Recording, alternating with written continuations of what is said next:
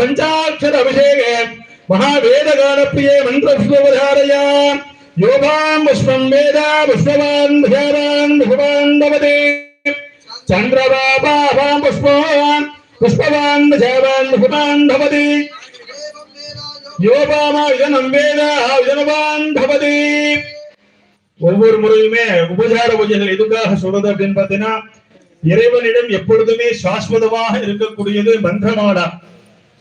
நாம் செவ்வரளி போடலாம், மல்லிகை போடலாம், ஜாதி மல்லி போடலாம், ரோஜா பூ போடலாம், பன்னீர் புஷ்பம் போடலாம். இதெல்லாம் ஒரு வாரம் இருக்கும், ஒரு மாசங்கள் இருக்கும், ஒரு வருடம் கூட காயாம இருக்கலாம் இறைவனோட சக்தி இருந்தா. இந்த மந்திர புஷ்பமானது என்றுமே இறைவனிடம் அந்த நாமாவளியானது இறைவனுடைய செவியிலே கேட்டுக்கொண்டே இருக்கும்.